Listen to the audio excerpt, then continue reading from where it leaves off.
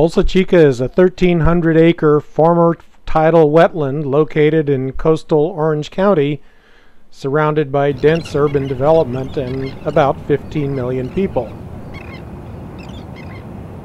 It has been cut off from the ocean for a century and has had an operating oil field for about the last 50 years. Today, Bolsa Chica is a mosaic of non-tidal salt marsh, crisscrossing roads and oil well pads, and ponds and flats that are full of water during the winter or after wet winters, and dry flats during the spring and summer. Part of this wetland will be restored to tidal influence in a few years. The rest of it will be managed for existing wildlife value. During the winter migration period, Bolsa Chica is well used by shorebirds and waterfowl, especially when the ponds have lots of water in them. In the spring and summer, after the ponds shrink, the barren flats become the nesting place for the Western Snowy Plover, listed in 1993 as threatened with extinction. The nest is usually no more than a depression in the ground surface, located in plain sight, and typically incubated for nearly a month. The snowy plover must rely on the drab coloration of the incubating adult and the cryptic coloration of the eggs to avoid detection by potential predators.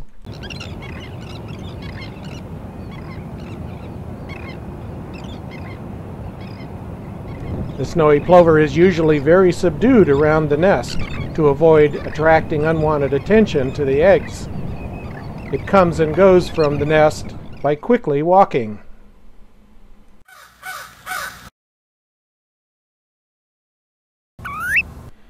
The American crow is one of the most frequently occurring birds at Bolsa Chica. Apparently it's very densely populated in the urban areas surrounding Bolsa Chica and doing very well. Crows are regularly seen foraging in Bolsa Chica in groups of 1 to 10. Flocks of 50 are not uncommon. They are very frequently seen at the edges of Bolsa Chica. After years of studying snowy plover nesting at Bolsa Chica, crows and the much less abundant raven are thought to be the primary egg predator of the snowy plover. With motion-sensitive cameras, we indeed did verify that corvids were taking most of the plover eggs. Along with conventional eradication methods, we used a modified Australian crow trap. These measures did not reduce snowy plover egg losses. The crow continued to be chronically present, just more wary. We had to consider other measures. The exclosure design found in the draft recovery plan seemed unwieldy and inefficient for our needs. Our mini-exclosure design can be folded flat for convenient stacking and storage. The welded wire material has a 2-inch by 4-inch mesh size and was cut into 20-inch squares. The 4 side panels were hinged at the edges so that they could be unfolded into a square pattern, and the separate lid or top piece put in place to form the 5 sides of the cube.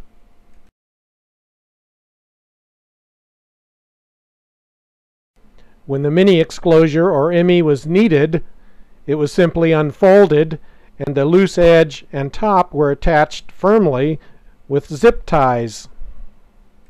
Once this is done, the Emmy is a rigid cube that can be carried by one person quickly to the plover nest.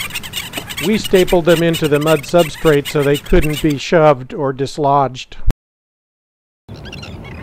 Our cautious first test confirmed that the plovers virtually ignored the Emmys right from the beginning and came and went very freely.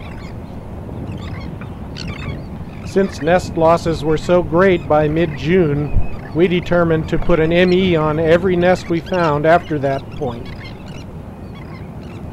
This ME design was very economical to produce, very easy to deploy, taking as little as 2 minutes to put it in place and be away from the nest. We had as many as 15 MEs deployed at one time.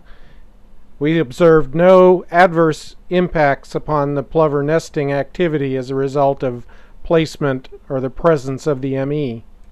Of course, when the eggs hatch, the chicks move out of the scrape within a couple of hours of hatching, and the ME provides no protection at all after that. Other birds rarely investigated the MEs, and no plover nests were lost protected by an ME. A redtail took 2 chicks that left the cover of an ME, however. With the MEs in place, our regular nest checking became much easier. Our focus shifted to trying to follow broods once they'd hatched and determining survival.